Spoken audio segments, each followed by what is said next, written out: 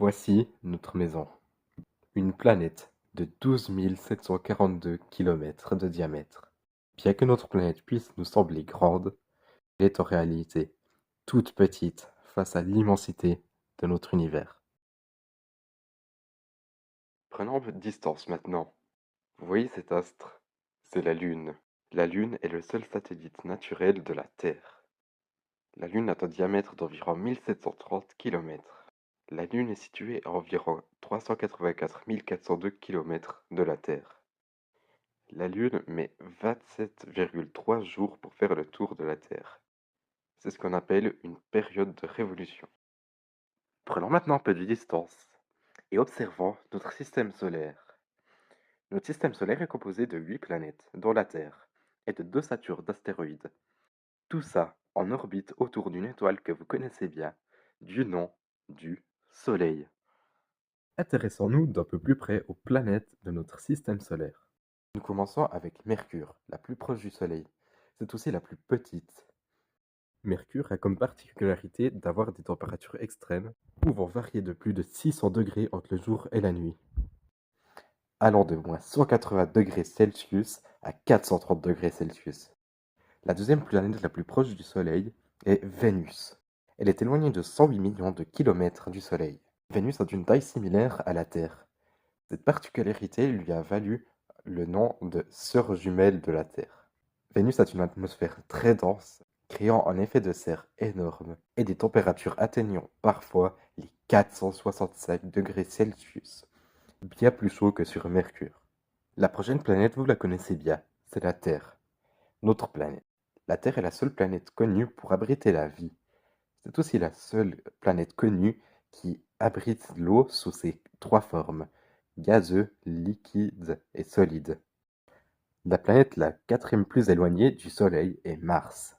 Mars est séparé de 228 millions de kilomètres du Soleil. Mars a souvent le surnom de planète rouge à cause de la rouille des roches riches en fer. Mars abrite la plus grosse montagne du système solaire, le Olympus Mons, qui est un volcan éteint qui fait 3 fois la grandeur de l'Everest. Ensuite, nous avons Jupiter, qui est la plus grande planète du système solaire. Jupiter est principalement composé de gaz. Jupiter possède une tache rouge, qui est une tempête vieille de plusieurs siècles. Saturne est connu pour ses anneaux faits de glace, de poussière et de roches. Saturne a une particularité très intéressante. Si on la mettait dans un océan assez grand pour la contenir, Saturne pourrait effectivement flotter dû à sa faible densité. Allons maintenant faire un tour dans la planète la plus froide du système solaire, Uranus. Uranus a des températures extrêmement froides, pouvant aller jusqu'à moins 224 degrés Celsius.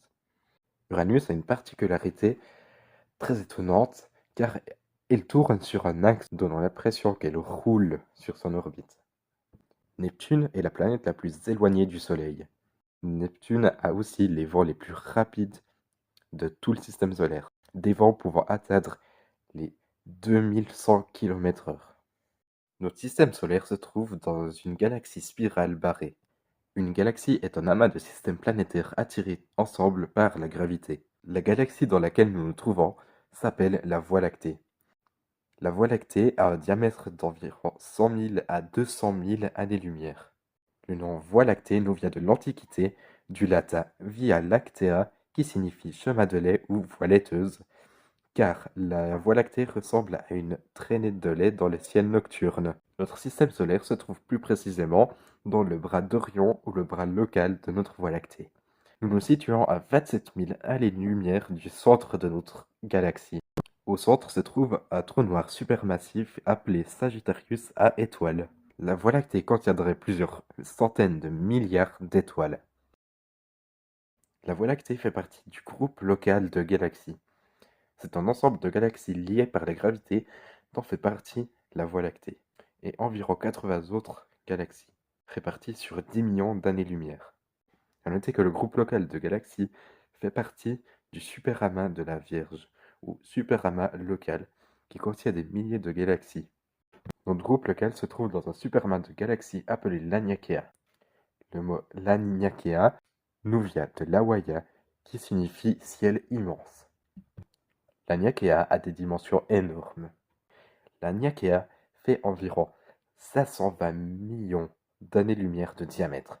Il contiendrait environ 100 000 galaxies. Mais on peut toujours faire un peu plus grand. Notre univers observable a un rayon de 46,5 milliards d'années-lumière dans toutes les directions. Mais ça, il s'agit que de la partie de l'univers que l'on peut observer. Car pas toute la lumière des galaxies nous est encore parvenue, car l'univers est relativement jeune. Malheureusement, il se pourrait bien que nous ne voyions jamais ces galaxies qui se trouvent au-delà de l'horizon cosmologique, comme on l'appelle. Car l'univers est en expansion, et cette expansion va plus vite que la vitesse de la lumière. En conclusion, nous sommes sur une planète qui s'appelle la Terre, qui se trouve dans le système solaire, qui se trouve dans le bras d'Orion, qui se trouve dans la Voie lactée, qui se trouve dans le groupe local, qui se trouve dans le superamas local, qui se trouve dans l'Aniakea, qui se trouve dans l'univers observable, qui se trouve dans l'univers. Il y a de quoi se sentir petit face à l'immensité de cet univers.